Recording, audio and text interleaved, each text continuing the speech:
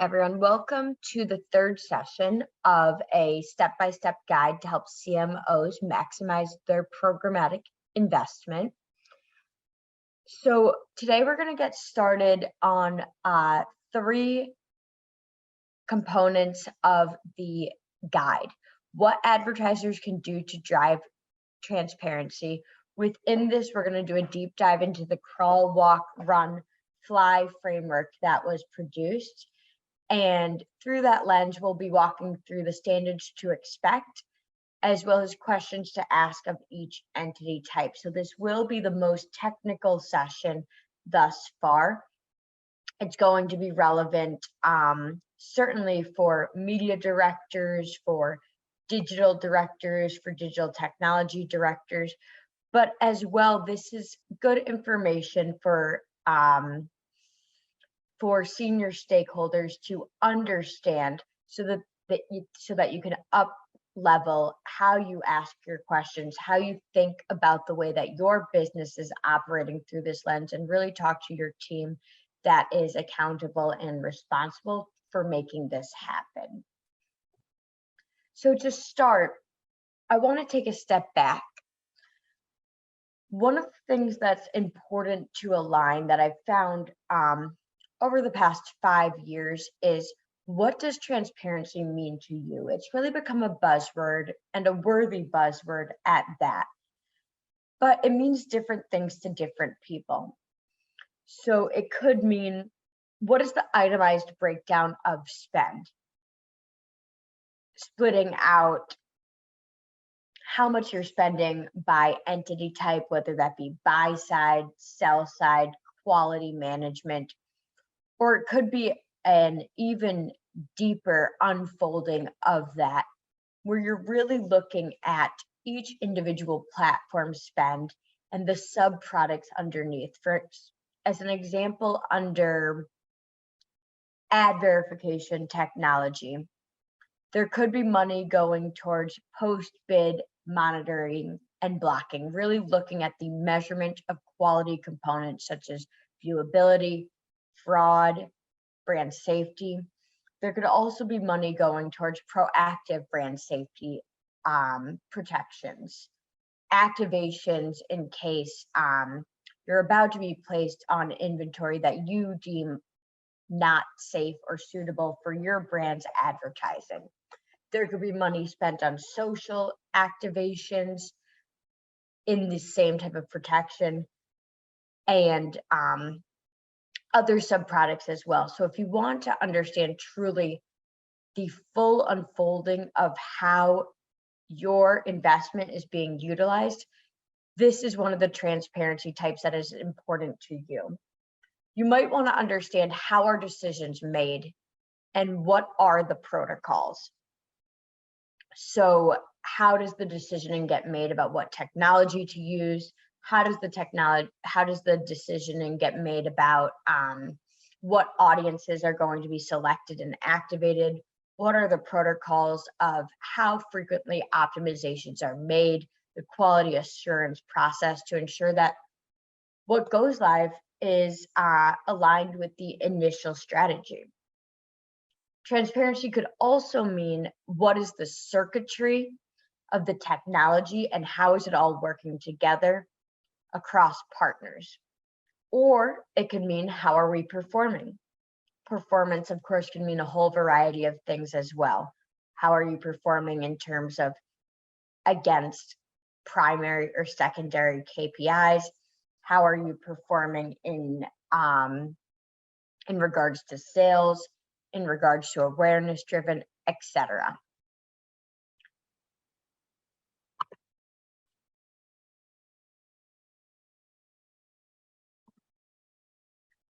Now, we've defined this in this playbook as really all of the below.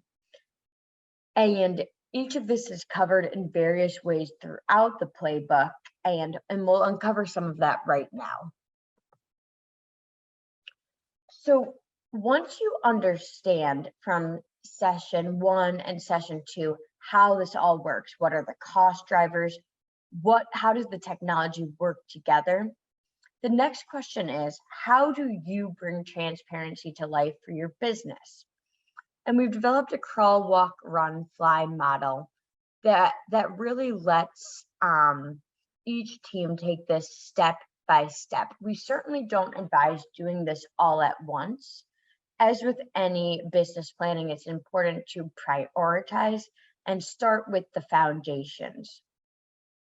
So the first thing is, know who you are working with and what you are paying for. This is a great place to start because it will give you a base level of understanding. From there, understand the functions and benefits of what you are paying for. It's important to go beyond functions because you want to understand what are those functions doing. Something that this will enable you to do is spot, are there technologies that are serving as the same function? These are frequently technologies that are being managed by different teams, and those teams don't necessarily talk at a regular cadence, though perhaps they should. And so there could be duplication in functionality, and this is a great potential output and a potential low-hanging fruit that you might uncover. From there, it's all about leveraging the benefits of what you are paying for. And finally, maximizing the performance of each of the technologies to ensure alignment with both your current and future business needs. So something that might happen here is you might spot a utilization for a technology that technology doesn't currently actually have a product around, but it's a very easy one for them to build that would make sense for their business model, their clientele. For example, recently I spotted that there was an opportunity for dynamic creative optimization providers to auto-optimize to the attention metrics that so many companies are utilizing as their primary or secondary KPIs of consumer engagement with their paid advertising. Historically, these dynamic creative optimization partners, or the vast majority thereof, have optimized to the same standard original proxy metrics, click-through rate, cost per acquisition, if it was for a company that was measuring that, but they haven't integrated with the ad verification side. Ad verification was integrated with the buying platforms, but not the creative optimization platforms. And recently, these technologies have launched alphas to integrate together. And this is the type of thing that can be spotted and help to bring your business more value out of the technology that you're already using, one that makes sense for both technologies. So from there, how can we further prioritize across this crawl, walk, run, fly model to get started?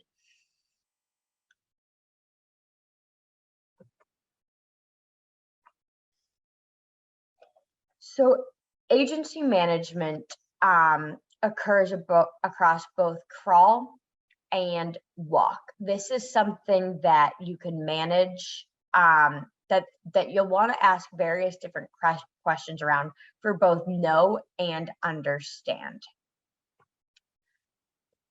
Data targeting. This is something I'm sure that you and your teams are extremely familiar with. It's been one of the hottest topics over the past couple of years due to the diminishment of the cookie. And this is an area that also should be covered across crawl and walk, knowing who you're working with and understanding who you're working with. Marketing and advertising technology, also referred to as mad tech at this point, from the buy side. These are technologies such as demand side platforms, DMPs, CDPs, dynamic creative optimization or DCO, ad verification technology. Because of the varying complexity here, this should be covered across crawl, walk, and run. Know, understand, leverage. Supply-side platforms, as a reminder, are the entities that aggregate inventory to be sold to DSPs representing advertisers. They operate much like the New York Stock Exchange. This should not be covered yet in crawl. This is a more advanced capability, and it's much easier to navigate as well if you own your own DSP contracts. However, if your agency owns those contracts, it's still certainly possible to approach this area, but we don't advise doing so until you're at walk and at run. For quality metric improvement, there will be questions about this asked in crawl and walk, but for really drilling into how to use those quality metrics across planning, buying, and insights back into planning, we advise waiting until the run mode.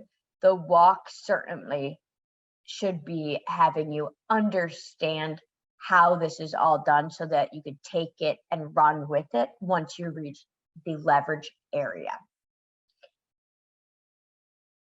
To really drill into the functionality and the benefits, you have to both know and understand what you're using. It's very difficult to do that before you have a baseline of knowledge of what you're currently doing and how the industry works. From there, you could run and you could fly by taking this further. And finally, and this is one of the most interesting and I think biggest opportunity areas that companies, whether they be advertisers of any size, have an opportunity around. How can you use the data generated across programmatic, whether it be from an ad verification platform on viewability data? How viewable is your ad and in what situations?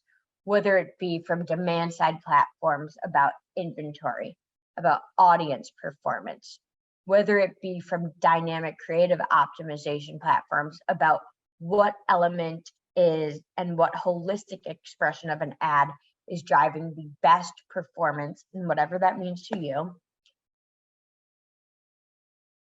to your business goals. All of this different data is constantly being generated.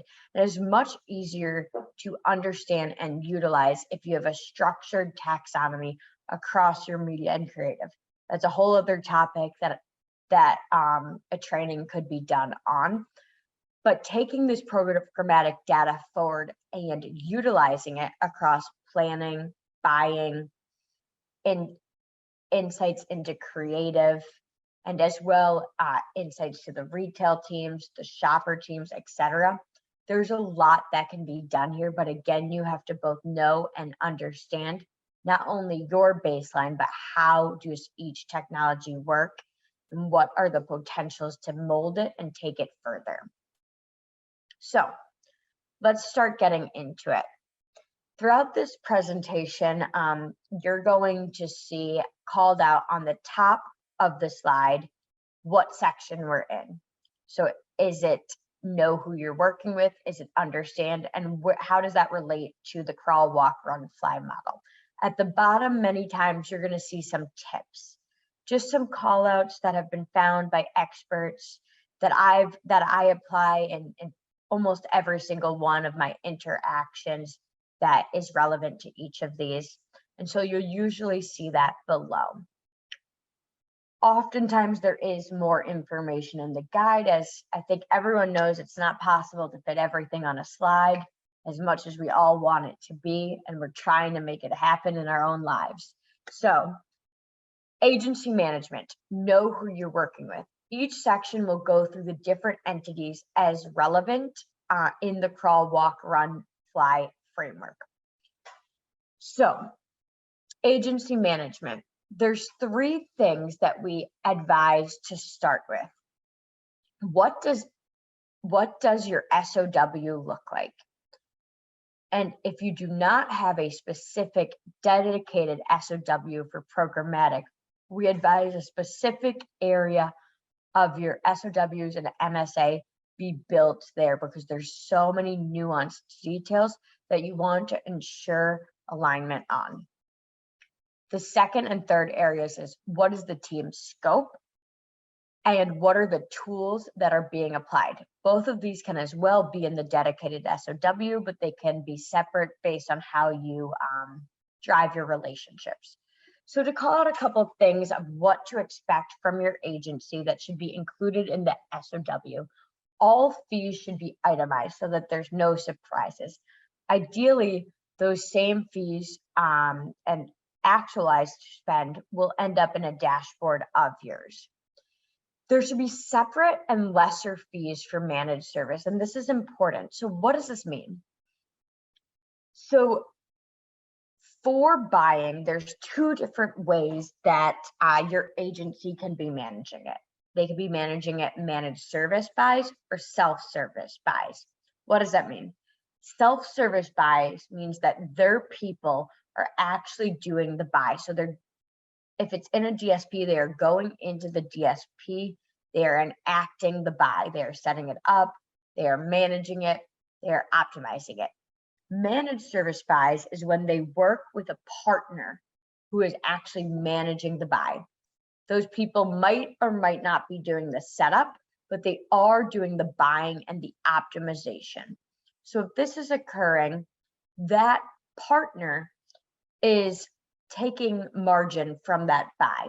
That's just how the business models work. There's nothing hidden, there's nothing secret. That's just how the business models work, as with any component of your broader supply chain. Whoever is doing the work is taking some sort of profit margin. If they are doing that, and if that is live, there should be lesser fees from your agency, as they are not doing the same amount of work that they are doing for self-service. Next, there should be an outline of the tech and data partners being used and their requisite fees. Now, certainly there will be new partners. There always are. Programmatic moves quite fast, and this can be worked out with your agency about how do you want to manage that protocol. Calling out a couple other things, it's ideal to have something related to performance and adherence to best practice remuneration. So what happens if they crush it? What does crushing it mean? These conversations are enlightening and get everyone on the same page and lead to better partnerships overall. Something that can really add a boost to your SOW, and is something that isn't done as in every SOW, is beyond what are the standard SLAs. What happens for campaigns or business needs that are designated as priorities? Are those treated exactly the same for the SLA, for the number of times and hours spent on optimizations, for the incorporation of alphas and betas into that into those campaigns? Best practice is to have specific callouts, because again, not only does this get this on paper, but it really opens up and unfolds conversation and drives a more meaningful and valuable relationship with your partners. It's good to align KPIs, and it's also incredibly important to align these last two things, especially with all the industry context of privacy compliance, of the Great Resignation. All of these things make these two final points two of the most important in this whole list. Rights to data and access to platforms. So what are your company's rights to access the data, to access the platforms? Beyond you, What are your other partners' rights to access that data? Can your creative agency access it? Can your measurement partners access it, etc.? And how do they ensure that their talent is upskilled and retained, especially during this time of the new office? From there, how are your people working for you? What is the details of the people who are working for you? Who are they and what are their responsibilities? How much time does each person spend on your business? You might be surprised at certain individuals who are only at 10% or something similar. Is there a protocol for people's shifts? Are there interviews? Are there approval workflows? And how do the people work together to connect the dots? This, I think, is the most underrated and component that needs to be uplifted into conversations. There's all these new merging and emerging channels. Think about TV and how many different ways you could purchase TV. Think about retail and how many different types of e-retail or commerce-driven ads there are at this point, beyond programmatic, into social, into all these different options.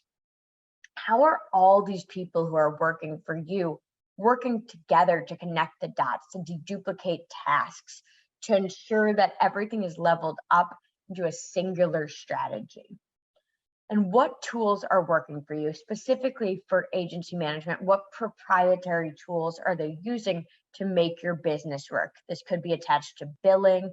This could be attached to setup of the campaign, could be attached to audiences. There's a lot of interesting proprietary tech. Below, as indicated at the beginning of this slide, are 3 tips associated with this. So one tip is to just note how long it takes each of your agency partners to answer questions. Do they consult other teams or partners before responding? Do they know offhand your rates, your commercials, or whatever you might expect them to know top of mind? Or conversely, do they need to discuss with other teams with a bit of a longer than anticipated time to answer? If these questions take longer than 2 to 4 weeks to answer, it could be a trigger for concern. However, certainly keep in mind that if you do not own your own contracts, most MSIAs require pretty complex vendor approvals for rate disclosures and sometimes also what is being activated disclosures. And this could take time to get the proper approvals across whatever that company is, depending on the size of the company, the time of year with holidays, etc. Tip 2, this is simple, but this is going to hold true throughout this entire section, is use templates to receive uniform responses. Yes, it is more work for your team on the front end, but it is so much less work for everyone that you work with on the back end, your internal people, your external people, and it gets everyone on the same page. Have directions in the sheet of how to fill it out and walk your providers through it. You won't regret that. And number 3, pay attention to the emerging and merging channels to really keep an eye on potential duplication and or silos of roles. I hypothesize that this is one of the biggest opportunities in the space, is connecting the dots and the change management of doing so.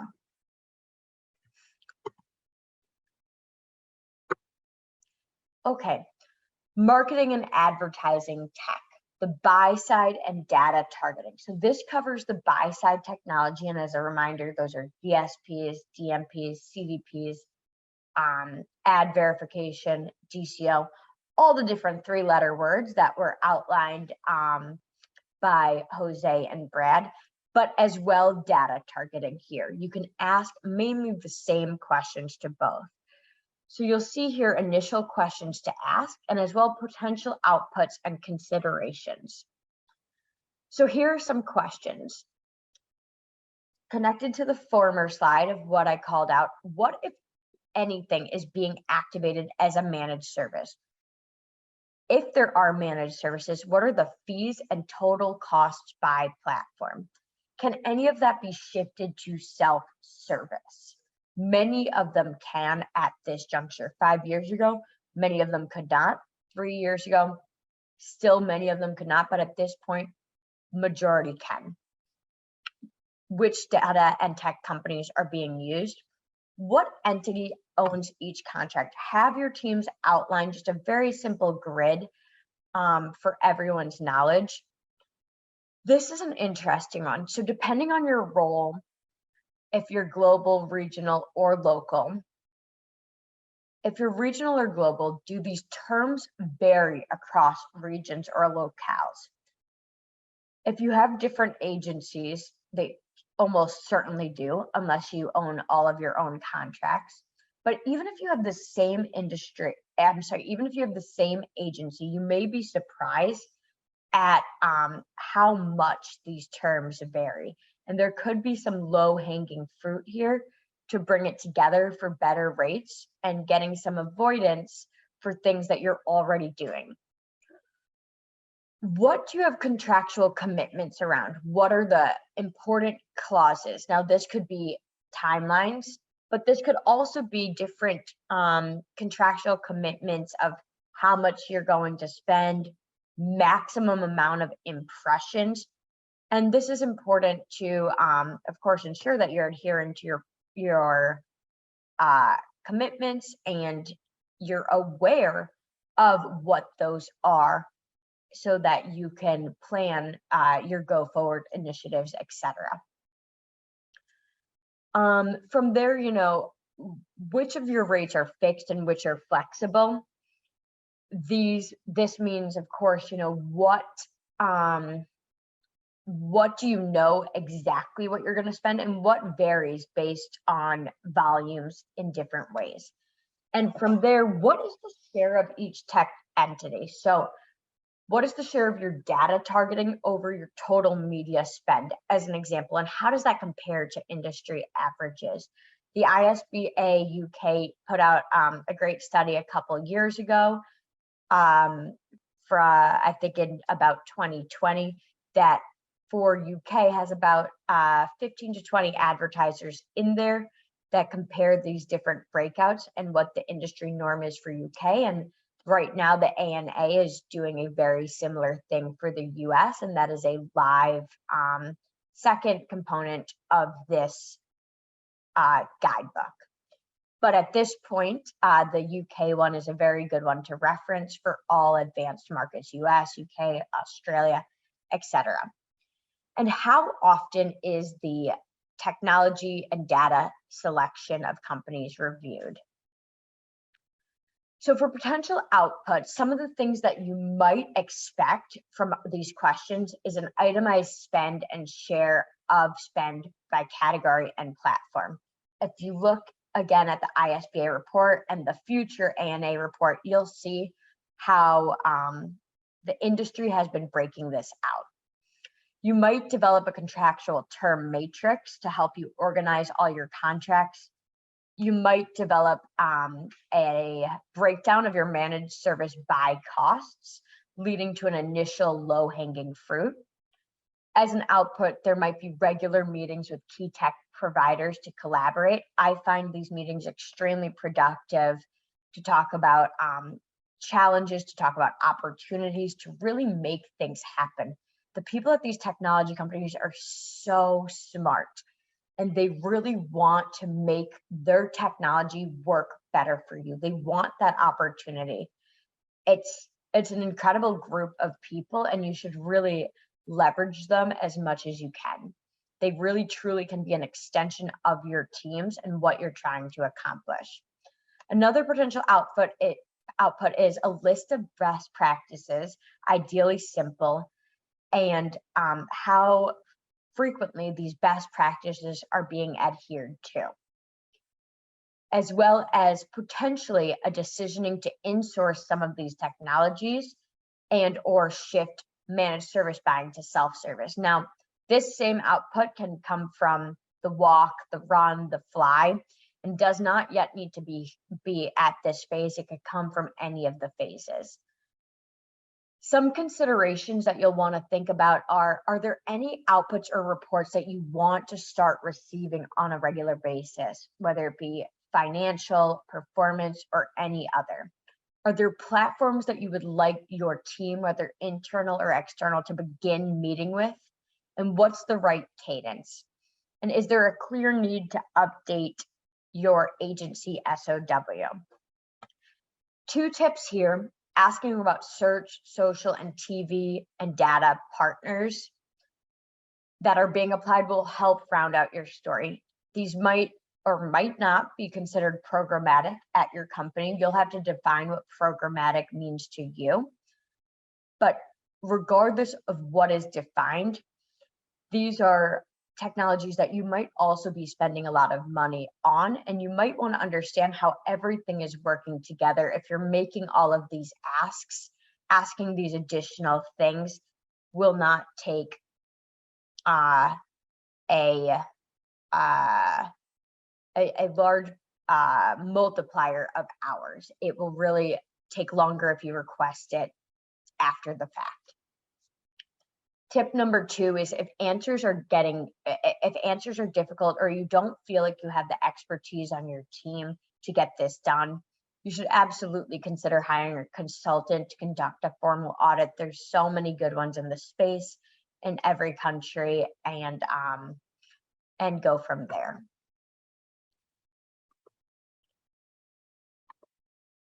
Next, so now we're going to shift to walk. Out of this section, it gets a little more comprehensive, a little more detailed, a little more technical. As makes sense with the framework, each section will get more technical. So understand the functions and the benefits of what you are paying for. Now that you know who you're working with, what are the functions and the benefits of each of these partners? So throughout this objective, you'll gain an understanding of each of these areas: workflows and protocols, performance of partners, how are partner decisions made, what is your investment allocation, which you'll understand a little bit of from the prior exercises, how does your agency interact with each partner, but mostly what are the functions and benefits of each partner. Now, if you're asking these additional questions around search, social, TV, even content, if you want to add in, these are really where you might spot some technologies doing duplicative functions. For example, a lot of different companies at this point have DCO offerings. So there's the programmatic DCO companies, which at this point can activate on via DSP, via social, via advanced TV, often purchased through a DSP, on digital out of home, on e-retailers. These providers are really starting to expand to quite a comprehensive list of channels. Some of them can do DCO activation on your own website. So if you shift over to your own website technology, which of the partners that you're working with also have that DCO offering? Are you using it? For retail technology, commerce technology, a lot of those have DCO offerings. Are you using those as well? You might spot some opportunities here to really figure out who is working best for you and help everything to work better together. And finally, you'll understand a bit more about what the best practices are, so you could talk to your teams about the adherence to them. For some tips, you'll see some very simple ones below. Consider prioritizing what will actually move the needle for your business, and consider what are you going to do with the information provided.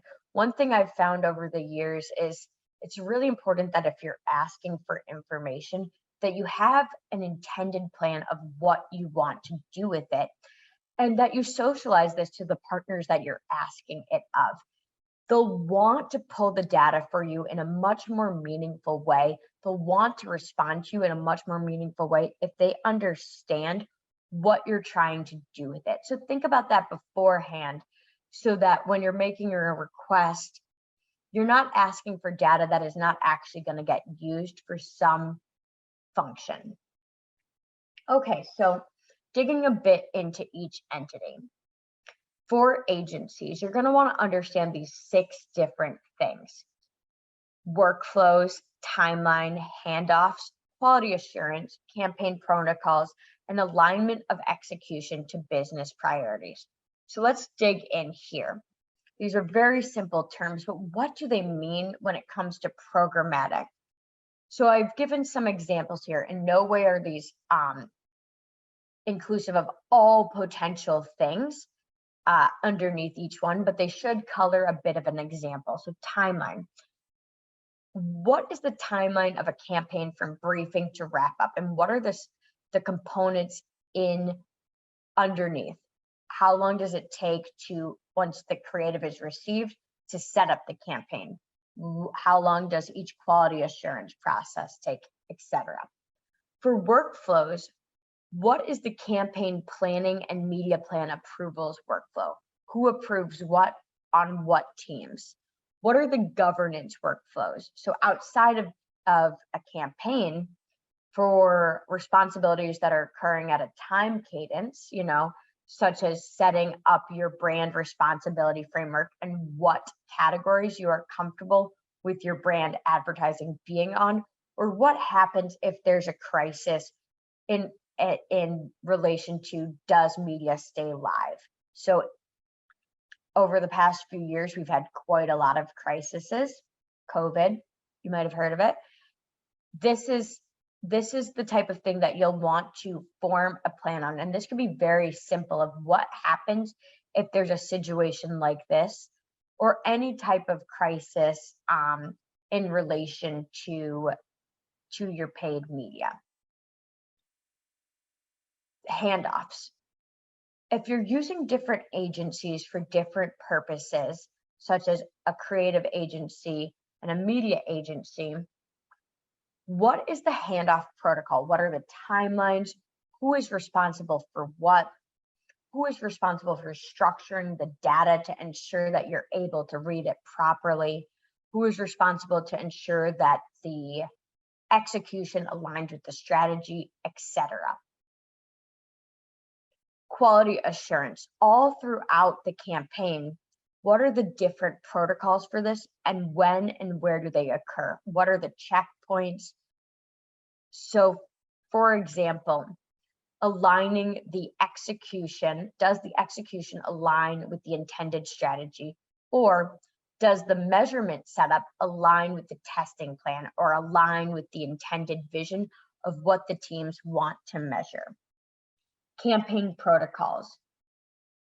What I found is that the least amount of questions are asked about execution. And when you ask questions about execution, it's not about policing, it's about understanding what is happening so that you can ensure that everyone's on the same page with expectations, and that the expectations are heard and received as the same on both sides, so that the partnership is stronger. And as well, beyond expectations, this opens up a lot of conversations. So for example, have you ever had a conversation, or has your team ever had a conversation on what is the frequency and types of optimizations occurring throughout your campaigns, and at what cadence? How often is the inclusion and the exclusion list being updated? Are the optimizations occurring via manual optimizations from your agency teams, or automated optimizations from the various different technologies? How is the URL that is being applied to your ads to click through being decided? If it's a retailer, how are the retailers being decided? Does that align with your shopper teams and your sales teams' priorities as well? How do test and learn decisioning work? Who is approving these? How are they getting prioritized? And do the ones that are being activated, do those learnings get taken into scale, and when do they get taken into scale? At what point is a learning deemed statistically significant, and ready to apply across all campaigns, all brands, all locales as relevant. All these conversations can really open up and improve your marketing effectiveness. And finally, similar to a lot of these things, does the execution align to the business priorities? So a couple call outs here is very frequently many campaigns, whether they be awareness or consideration, are optimizing to the same KPIs. And these platforms can optimize to 20, 30, 50, sometimes 100 plus KPIs. And it's very helpful to map out what are the appropriate optimization KPIs per objective so that you can ensure the right ones are being used to drive the objectives that your strategy teams have deemed fit. One tip here, which is truly extremely technical, but is becoming more and more relevant. There's something in programmatic called the default ad. What this is the ad, the creative that will serve if for some reason the creative set cannot serve. Why would this happen?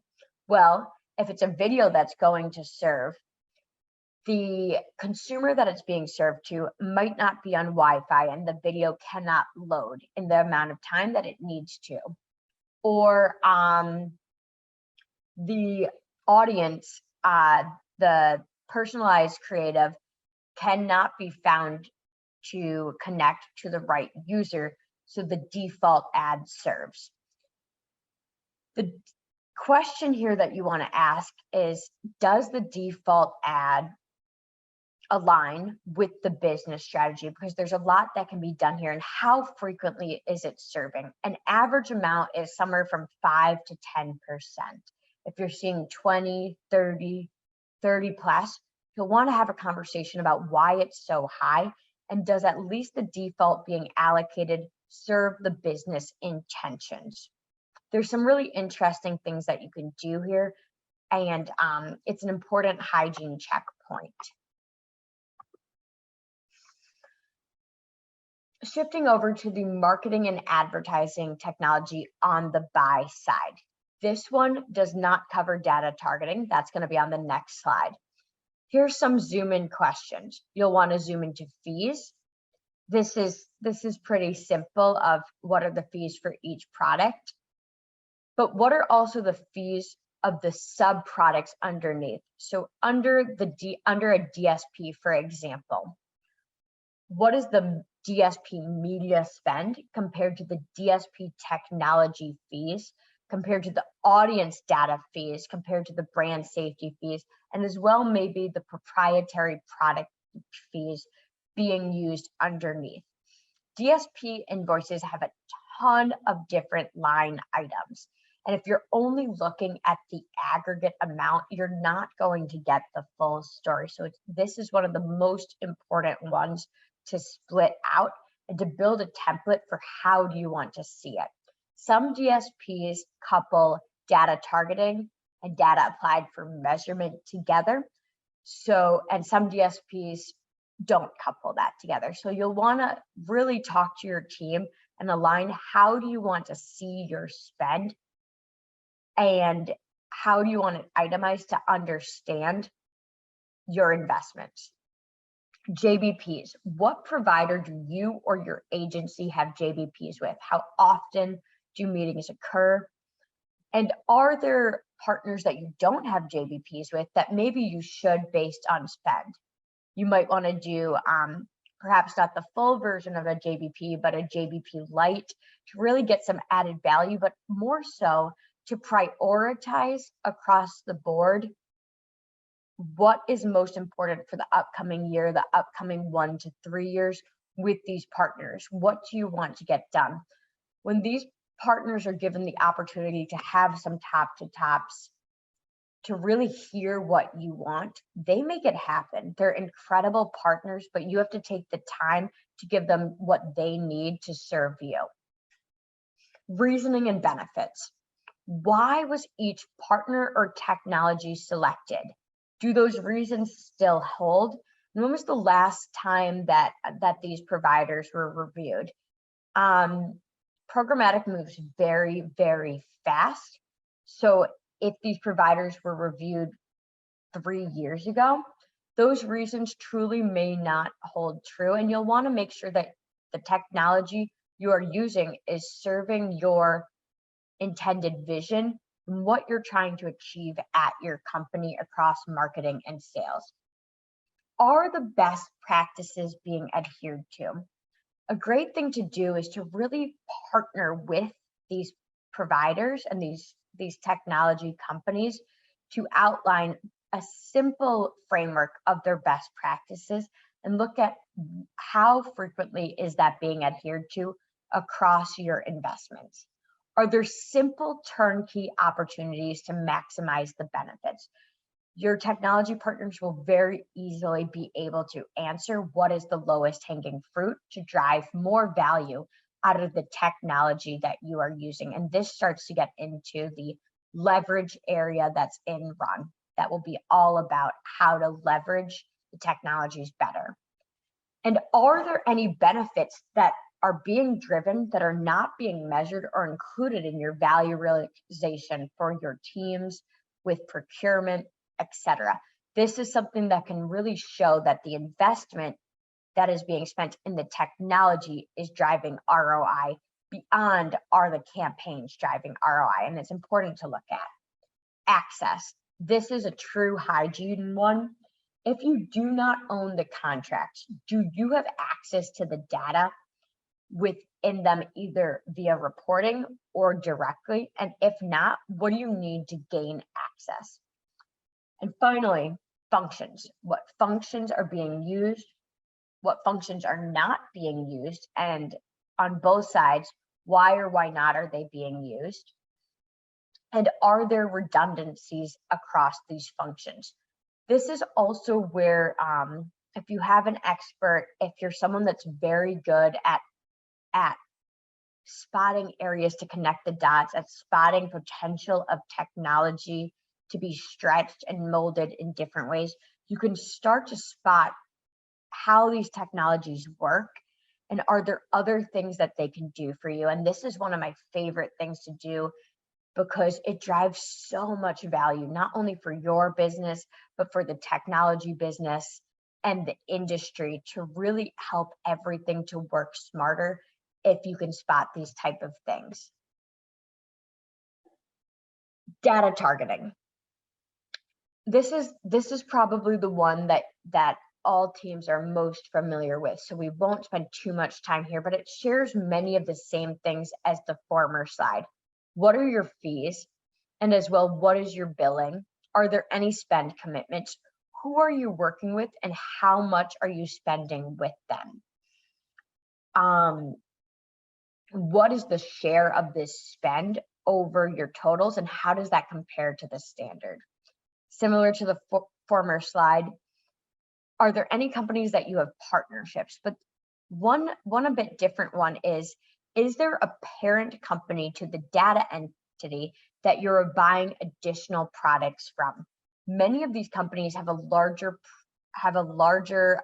product portfolio, and you may be investing with them across other departments. And these are ways that you can not only connect the dots, but form better terms and a stronger relationship with this provider. Privacy compliance. This is critical all across the world and is only becoming more and more important with many companies hiring chief privacy officers, including ours at Kimberly-Clark.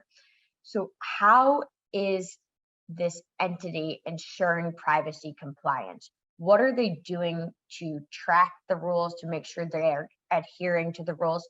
And in what way are they adhering? Are they going above and beyond? Are they adhering to the letter, the spirit, etc.? How are they conducting their data collection? What are they using? Do they own those sources? Are they buying those sources? And something that might be hard to get, but is worth at least asking a question, do they have any pending legal actions? Finally, future proofing. Now, the cookie diminishment has been delayed for Chrome, but even so, it's already been removed from so many different from so many different places, whether that be from a browser, whether that be from a device. There's so many places they've already been removed that publishers report that it has shot up the amount of impressions that do not have a cookie appended to it. And so what this means is that it is harder and harder to find your users. And this ties back to an earlier point made that if you have your creative being allocated to niche segments, small segmentation groups that are being connected through a lot of different device graphs from entity to entity, the question here becomes, what are these companies doing to enable you to reach your audiences, and as well to future-proof against the diminishment of the cookie, which in many ways has already occurred across many environments and devices. What sources are they using to collect those audiences, and how future-proofed are they? Which ones are at the highest risk, if any? So from there, finally, and it's a brief touch point on supply-side platforms. We don't advise going too deep into this in the walk area. We also don't advise going too deep into this unless you have all of your foundation set, because it becomes difficult to get and read this information if you do not have a structured, for example, taxonomy for all of your media and creative, so that these providers can read your data in a consistent way, much as the Dewey Decimal System would have been read. So there's 6 areas here. Strategy. First and foremost, does your team internally or externally have a supply chain optimization strategy in relation to programmatic? So are there certain vendors or partners that they work with for various reasons, whether it be scale, whether it be performance, whether it be proprietary rates and terms, etc.? What is your investment allocation? And how is this affected by your channel or format allocation? How many SSPs are you spending through? The reason this is important is, think about your standard supply chain for building and launching your products. If you're a coffee company, you're not going to have thousands of suppliers to get your coffee. You're going to want those suppliers to be partners and limit it to ones that have high quality coffee beans rather than low quality coffee beans. And this is the same for SSPs. You'll want them to be high quality supply. You'll want them to be supply that is meeting your expectations, and whatever those might be, meeting your campaign objectives. And these questions help to get you there and help to understand. Beyond allocation, what is the performance comparison? How do they compare? Are there some that are driving better performance for your campaigns? A lot of opportunity for effectiveness can be found here. From there, do you or your agency have direct contracts? And if so, what are the benefits, and are those being passed through? Is there a decrease in cost? Is there certain quality thresholds? Are there soft values such as access to alphas and betas, etc.? Many of these SSPs also have some unique proprietary products that can drive benefits, but beyond that, they see data that the DSP cannot see. And if your activation teams meet with these SSPs, they can provide them with insights for action that can be taken into optimization to bring your campaign effectiveness up. Now, if you're working with 100 different suppliers, it becomes much harder to have these conversations. You have less investment going through each partner. You can't have a conversation with 100 different suppliers. It's going to take up all of your team's time. But if you aggregate it to premier partners, the ones that you really want to work with at a regular cadence, the ones you really want to help you to partner, these can be a great extension of your partnerships. Beyond that, and beyond the actual SSPs, how many inventory sources are you purchasing through? How many publishers? And for each publisher, how many SSPs are you purchasing them through? Are there opportunities where certain supply paths perform better? There's a few different automated technologies here that are really interesting and can also drive value for your business if you have a bit of a complex programmatic supply chain setup. And finally, partnership. So beyond direct contracts, how often is the agency meeting with each SSP? Do these insights for optimization gets discussed, and who takes those optimizations forward and discerns what effectiveness did that optimization drive? The biggest tip here is, if you are global or regional, consider looking at a priority or a few varied markets. So you could either look at your priority markets, or you could look at a mixology of advanced, emerging, and markets to understand, does this vary?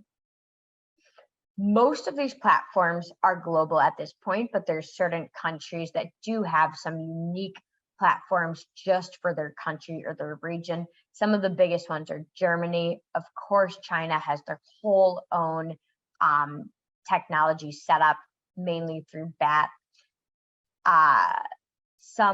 There's some unique ones in LAO, and some unique ones in various parts of Asia. But one of the biggest unique local landscapes is indeed Germany. So shifting over to Run, now that we know and we understand how the technology is working for us, how our agency partners, the technology, the data targeting partners are all working together, which ones we're using, how we are using them for function and benefits, we can really start to leverage the function and benefits of what we are paying for across these platforms that have been discussed throughout. Once again, we'd advise that you consider prioritizing which will move the needle for your business. One way you could prioritize is through spend, through low-hanging fruit, through which contracts you may already own, or just asking your partners on the agency side or internally, which would they propose starting with. And once again, consider, what are you going to do with all of this information, so that you could level set expectations, and everyone is on the same page to start. This will get people excited and help from a change management perspective. Okay, so starting with demand side platforms, this next section is built all the same way. Standards to expect and questions to ask. For many of them, there's additional standards or questions in the guidebook. Once again, not everything can fit on a slide. And the length of the bars is a bit correlated to how important it is. Though, if we included these, we do see that all of these are the most important questions or standards to expect. So for demand side platforms, and for many of the platforms that you'll see in the next slides, you should expect regular itemized accounting of the investment for the platform, and as well the sub-products underneath. You should expect read access to the platform They're not going to give you access. If it's not owned by you, you will not have access to make edits. And that's best from a liability perspective as well, but you should have access to see what is happening. No additional management costs that are not included in your SOWs. It's important to have account exclusivity. What does this mean? This simply means that in your account, it is only your data. Your data is not commingled with other advertisers. This is becoming increasingly important from a risk liability stance in relation to privacy. You'll want it to be integrated with the relevant platforms, the platforms that you are truly using as a part of your standard operations, whether that be for billing, whether that be for measurement, etc.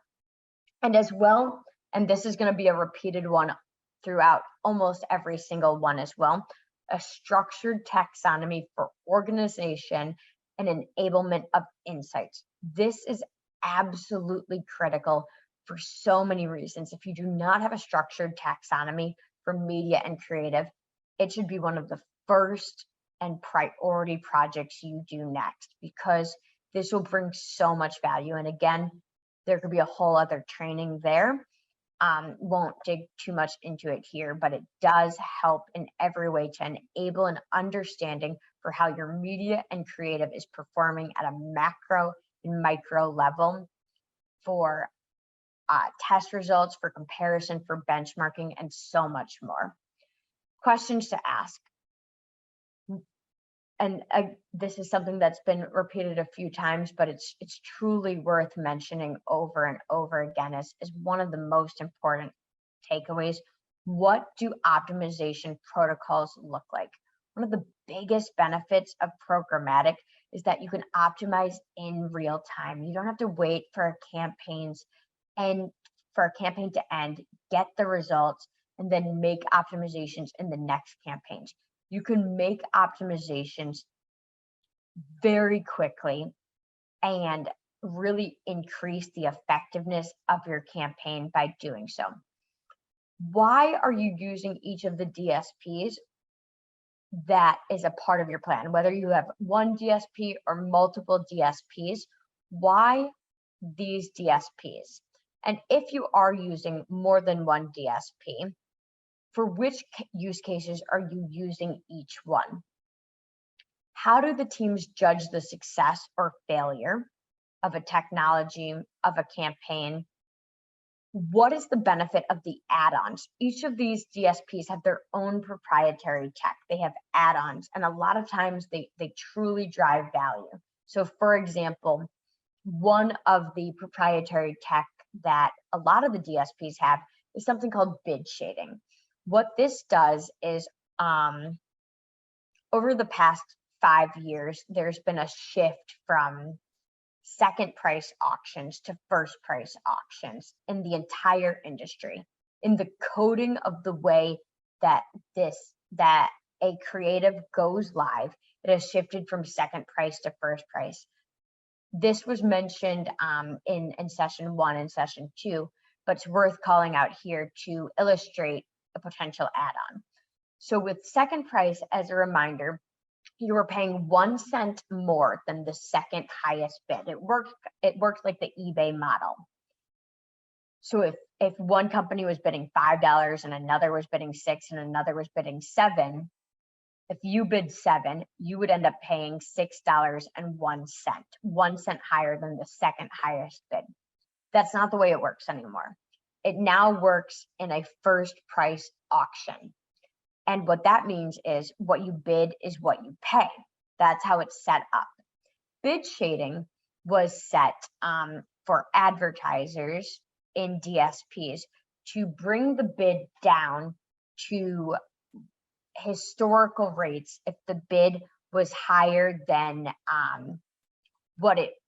if the bid was higher than what it would have historically been, mixing together the inventory, the audience, the tactics, etc. And this has a true impact on your efficiencies.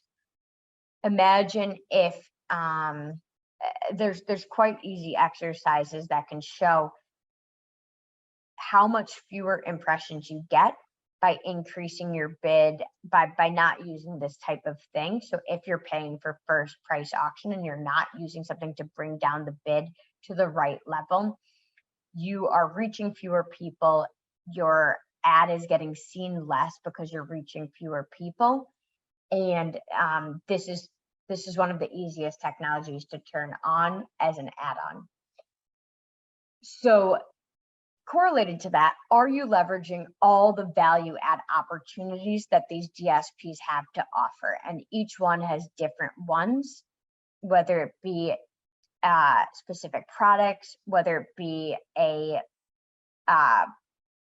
like specific products that you append to the buy, whether it be a planning product or an insights product. There's many different things, and one thing to consider in your DSP selection is which DSPs have the products or the features that will help drive your broader marketing vision and bring it to life, eliminating silos, merging things together, bringing automation to scale, and whatever other components tied to your larger vision and mission for your marketing over the next few years. For ad verification and quality management, standards to expect. All DSP impressions should be monitored. As a reminder, ad verification and quality management, they monitor things like brand safety, fraud, viewability, is the ad served in the intended geo, but they also monitor attention metrics and exposure metrics. So how was the ad exposed to the consumer? Things like, what was the share of the ad on the screen? Things like, what type of device was it on? How long was the ad? How many seconds was the ad on screen? These are exposure type metrics. Engagement metrics look at how did the individual interact with the ad? Did they increase the volume? Did they mute it? Did they click on it? Did they hover over it? How did they listen to the whole thing? Listen and watch the whole thing. There's hundreds of different metrics you can look at. And these partners do all of that. So you can see the quality metrics, the exposure metrics, the engagement metrics, and they allow you to do that across all digital channels where tagging can be done apart from search. So you could be monitoring your DSP impressions, your audio impressions, your social impressions, and in doing so, comparing with a overarching metric applied across multiple channels. So following that, all environments and formats should be measured where possible. Not everything is possible to measure. Not everything is possible to measure in each country. This takes much further deep dives, and there's quite a few nuances here, but where possible, they should all be measured. If a partner does not allow this third-party monitoring, there should be considerations taken towards what is the value of the partner. Is the partner driving more value than the value that you get in this risk management and this holistic measurement? And if yes, how can you influence that partner to start to enable this type of monitoring? Inclusion and exclusion lists should be enacted in these technologies. They were built for this. It's better to enact them here than in the buying platforms. You should be setting up the avoidance of your standard brand safety categories. So what are the standard areas you want to avoid? For example, most companies want to avoid hate speech, of course, because you don't want your ad placed in an article that has hate speech. Most companies want to avoid any adult content for the same reason. but you get to decide what is safe and suitable for your company. And it goes so much further than that. For example, you can exclude inventory about pollution only if it has a negative sentiment associated with it. If it has a positive sentiment, you can keep that inventory as an option to activate on, or potentially even build own designated creative that is relevant to the context of that article. And finally,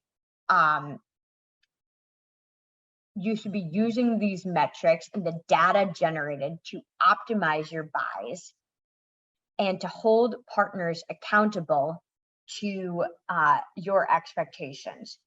Now, this is typically a product only used by media agencies, but truly there's so much potential here to go beyond that into creative agencies, leveraging the metrics to judge the success of the creative that they build.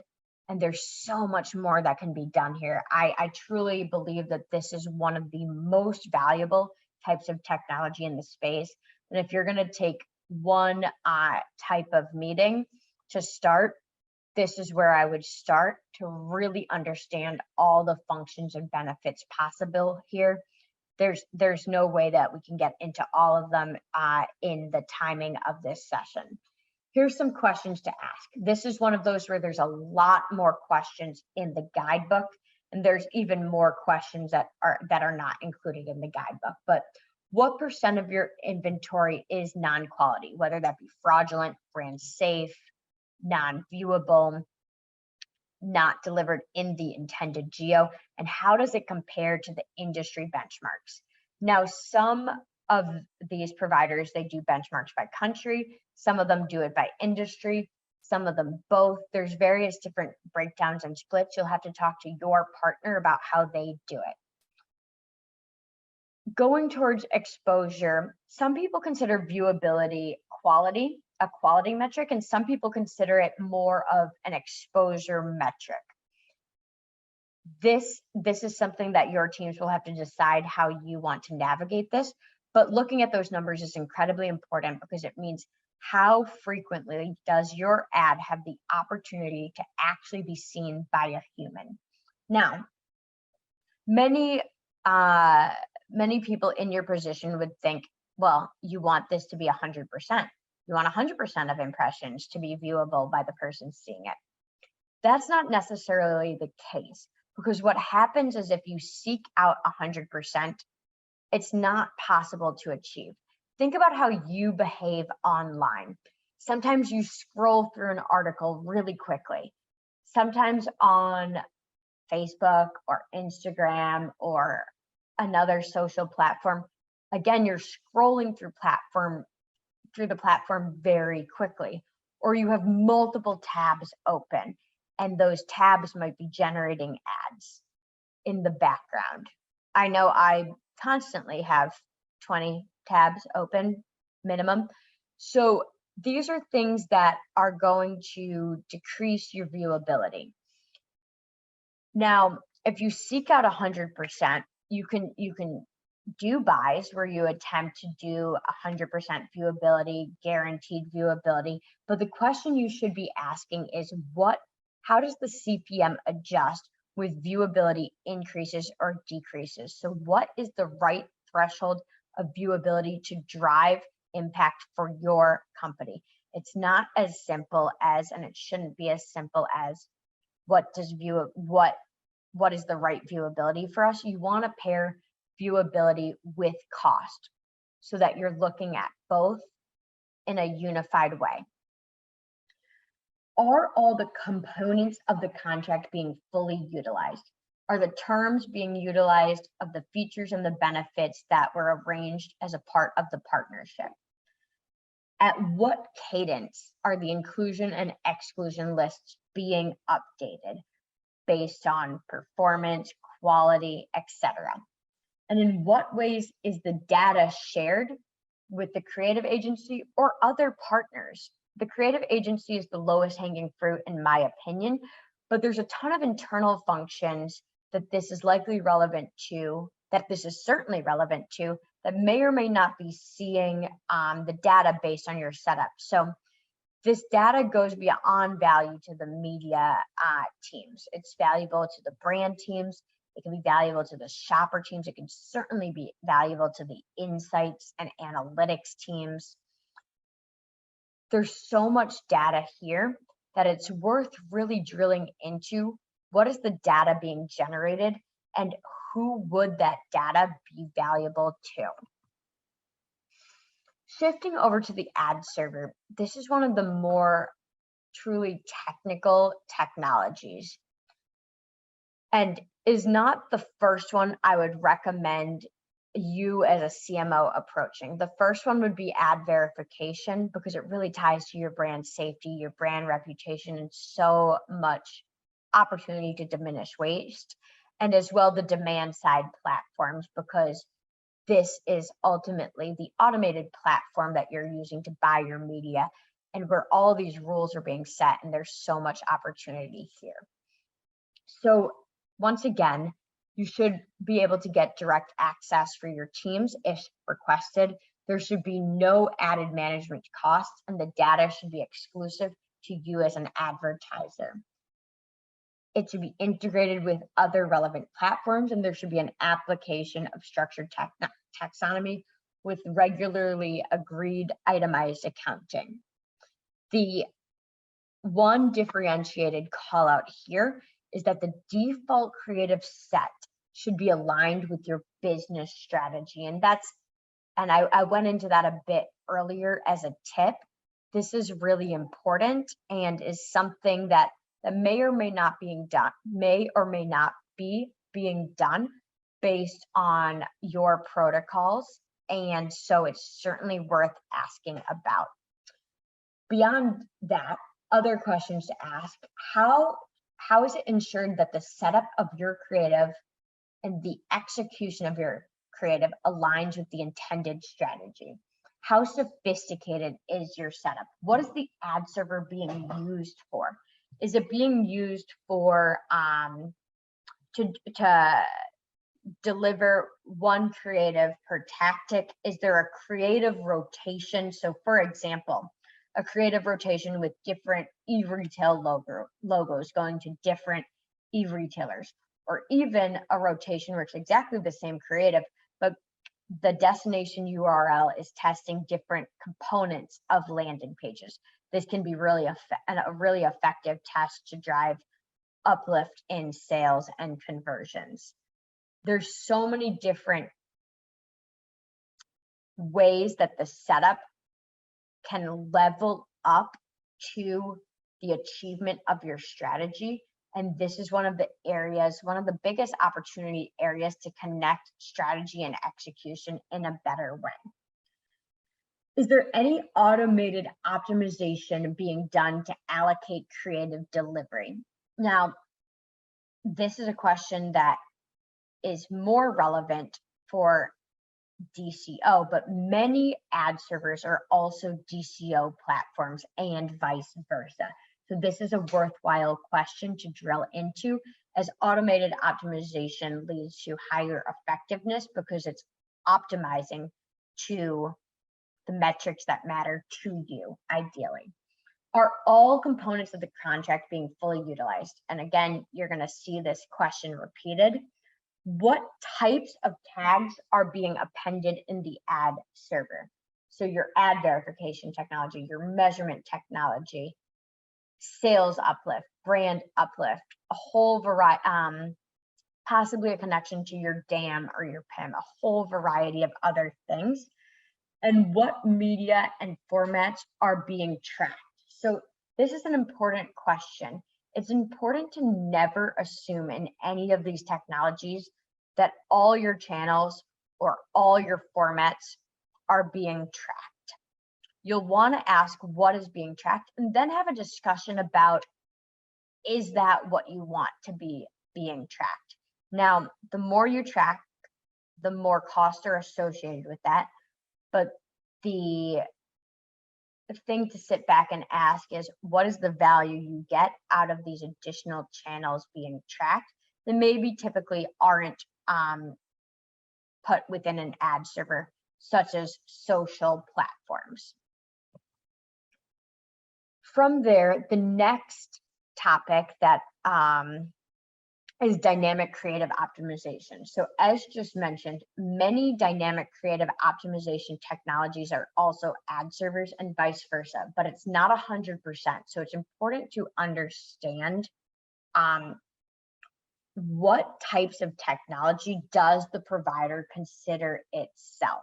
So to some points earlier, some dynamic creative optimization providers might also be e-retail or commerce technology. Some might be social influencer technology. Some might be social listening technology. Some might be an ad server. Some might be possibly all of the above, or and as well, there's potential for it to be a creative content automation technology where it's taking your master assets, it's taking your creative and adjusting it to produce additional sizes. There's so many different possibilities here that's important to ask what functions are this technology serving. How does this function with your other Mad Tech partners? How are the integrations? And are there any gaps? Are there any components that it's not integrated with that are causing problems, that are causing challenges in terms of automation, in terms of scale? These providers are very willing to partner with you and make additional integrations if it's important to your business. So this is a really important thing to think about across all these technologies. Are there additional integrations that you need that could be a part of your JBP with them?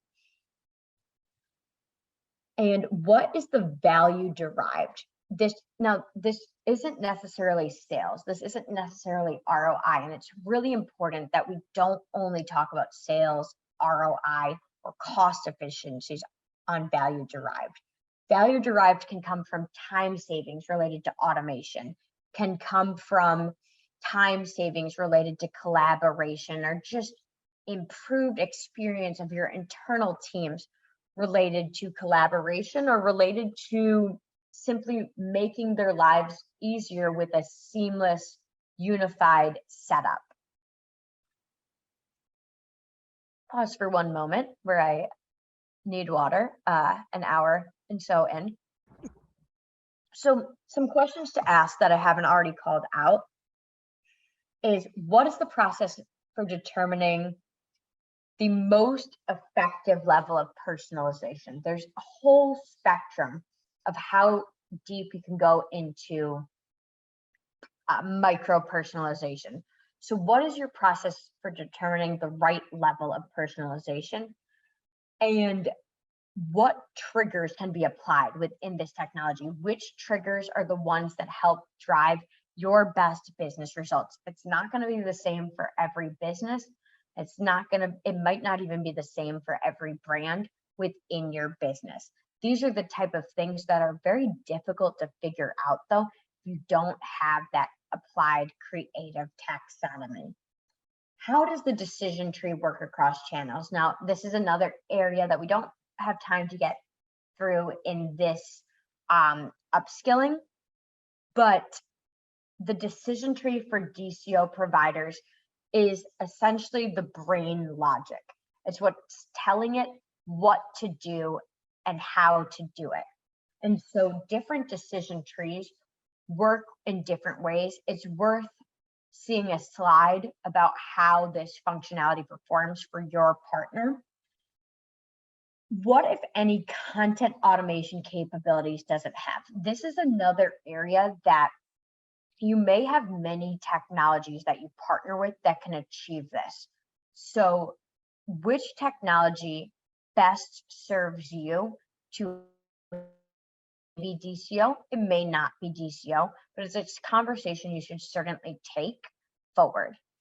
And as well, what is possible to do in bulk versus one-to-one? So this isn't just about setup. This could be about things such as legal approvals, Does the legal team have to approve every individual variation?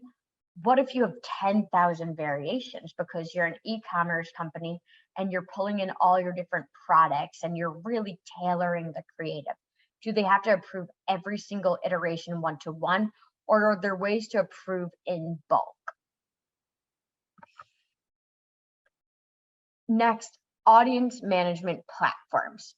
This could be DMP, this could be CDP, this could be other types of audience management platforms. There's such a huge spectrum. And again, that could be another unique training on its own. Standards to expect. This is the most different from the former ones. You'll want to be able to build as much as possible a singular profile of the consumer. You'll want this to be a clean room to access data for targeting and as well aggregate various different sources, whether it be first party, various different methodologies of first party collection, whether it be through CRM or through pixels or through engagement with your creatives, whether it be on the open web or on social platforms. And you'll as well want it to be able to aggregate these things. You'll want to be able to access all your direct or all of your agency's direct data contracts. And one of the most important things you'll want is scale for activation. You'll want this to truly connect and be able to scale out the audiences at a high proportion, or as high of a proportion as possible, as the ones in the platform taking forward throughout the programmatic supply chain. You'll want this to be future-proofed towards anticipated regulations for continuity of your business and ROI on the technology. And you'll as well, of course, want the adherence to privacy compliance regulations. Now, many of these companies are involved in building these regulations as well, and they can really help to teach you a lot about what's happening. They're true experts in this space. You'll want to ask some of these questions, but this is one of the ones where there's truly more in the guidebook. There's a lot more questions that could be asked. So some of the questions are, who are you buying from? How are you accessing them? How much first-party data do you have? And what types of sources is that coming through? So are those sources that are tied to truly an individual deterministic IDs, such as a mobile number, an email address, or are those sources coming through far less permanent IDs, such as the cookie, etc.? What attributes are you collecting? Is that the same across all brands? Is that aligned with your business intentions? And does your entire brand portfolio have access to use that data? Do you want it to if it does not? Now, if a user, this is a bit of a tactical one, but one that came up in multiple discussions whilst building this guidebook. If a user unsubscribes from personalization, does your audience platform take that into account for activation? You may innately think that, of course it does, but it's something that you'll want to look into, as it gets a bit more complicated once you account for all the different circuitry of bringing that information back to the platform. What are the benefits that these technologies are providing to your campaigns? And finally, what percent of activation is relying on third-party cookies? As well, what percent of measurement is relying on third-party cookies? And finally, for the last technology type in understanding the functions and benefits of what you're paying for, this is where you'll really want to consider asking questions of SSPs. So if your agency or your internal teams have discerned specific SSPs that they want to partner with, bringing down the activations from a multitude to a really finite set, What is the reason each is used? How does performance and spend reporting look, and what is the cadence of that? How are you receiving the benefits that are being passed through if the agency owns the contracts with these SSPs?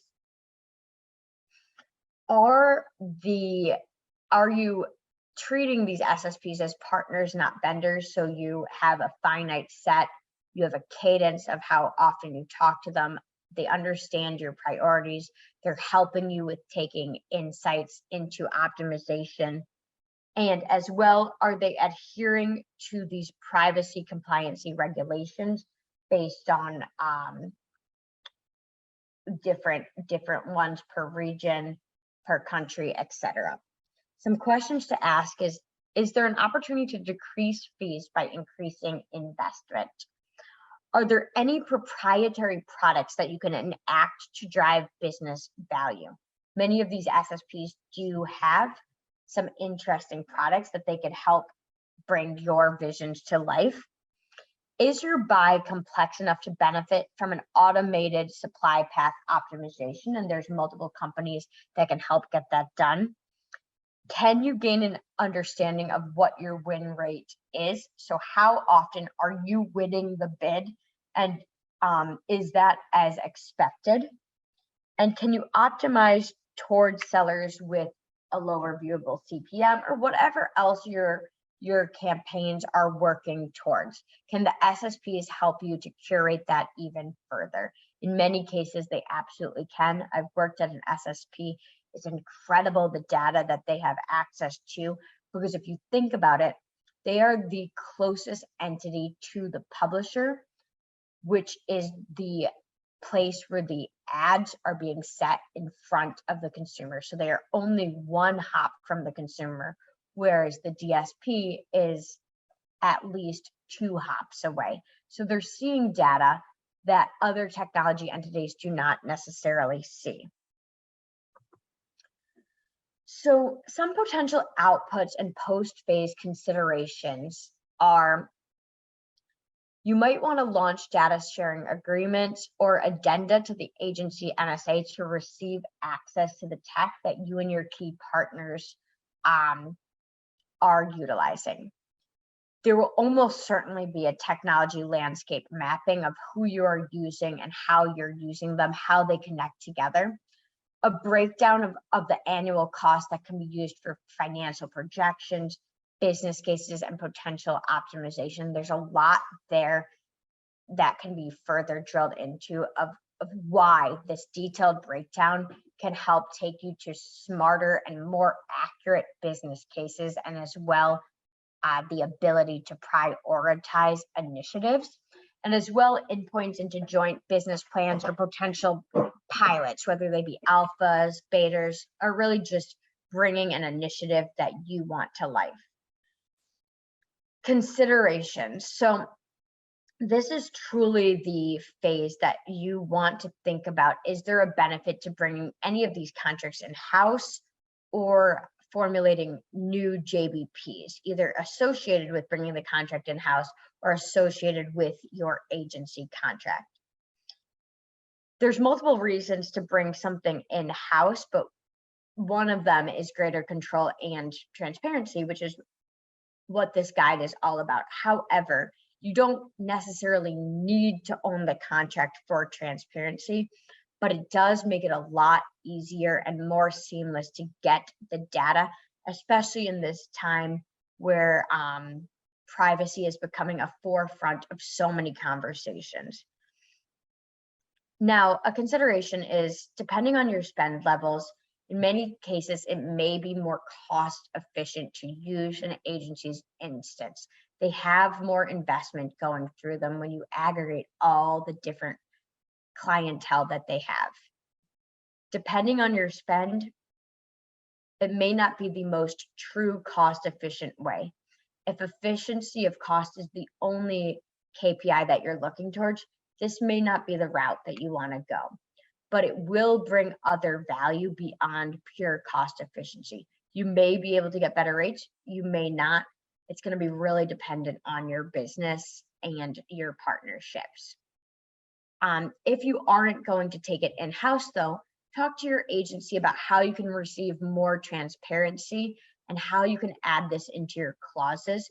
This is standard at agencies at this point. Any agency should be able to have this conversation with you.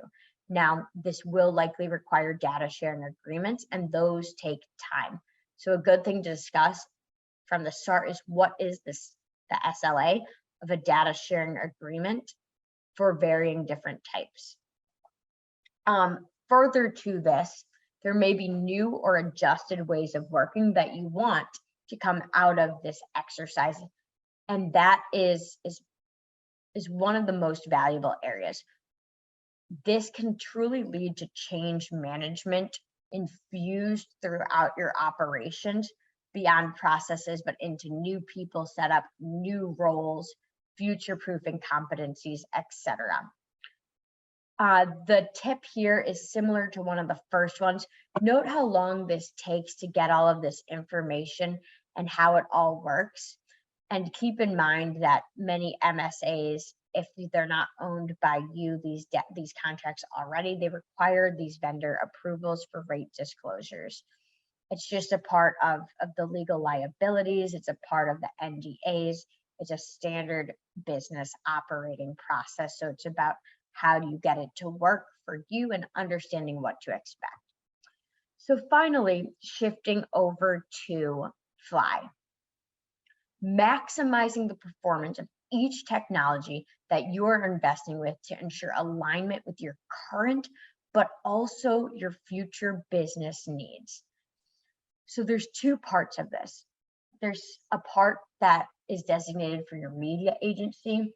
You could also, in the guidebook, there's also an additional part designated for your technology partners.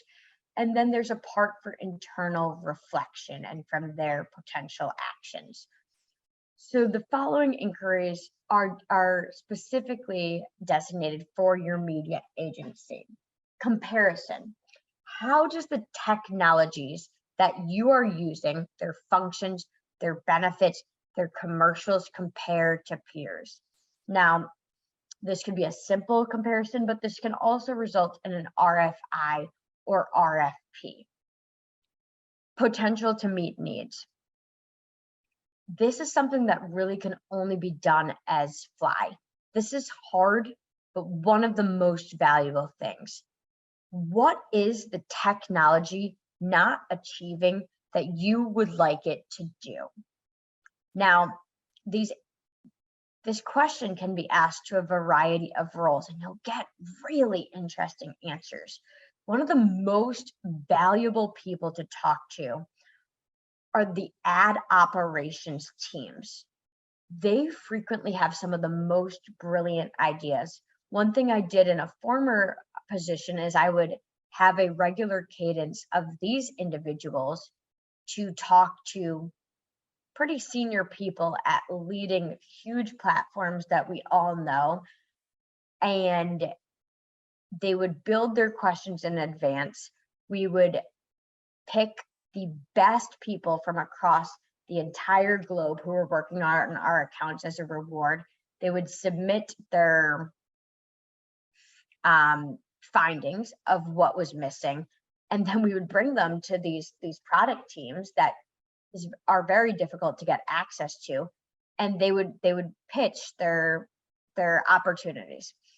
Other people that you can talk to are the buyers, are the planners, the people utilizing the platform, but as well, some of the best people is if you have someone internally who can really see how there are certain business gaps from a technology, or how can the technology be stretched? How can the functionality or the base of how the technology works, the root, be stretched and molded to serve additional business needs that maybe even that technology hadn't thought about historically, because it's not, quite in their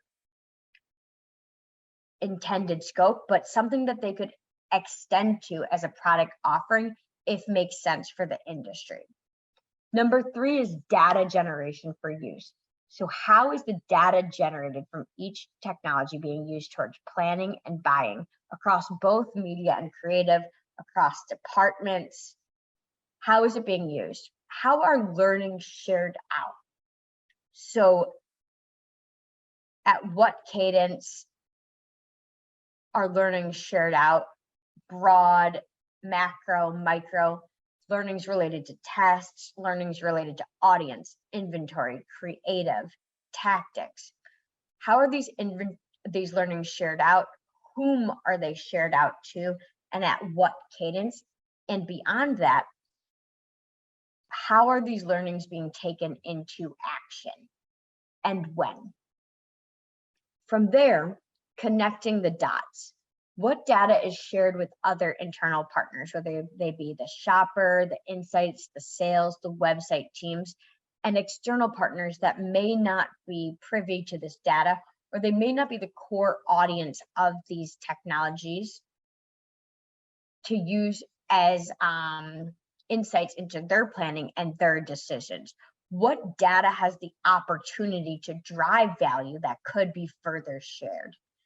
And how can finally, how can the merging channels, how can that data be generated to be infused into other channels? So there's a lot of channels that have been merging over the past years. For example, search and retail, social and DSP, social and commerce, traditional TV with advanced TV, influencer. All of these are merging channels in various different ways. And how can that data be infused? Shifting over to internal inflection. A lot can be done here, but these are just some call outs. Accountability. What would you like to bring accountability for in-house, for management of either buy-side platforms, agency decisioning, data targeting, etc. What accountability do you want to bring in-house? How do you want to act on the lowest hanging fruit? And how do you even want to find out about the lowest hanging fruit? To what cadence and in what way should this all be aggregated? Are there any partnerships that you would like to internally launch a JBP or engagement plan with? Do you have the right expertise to get this all done?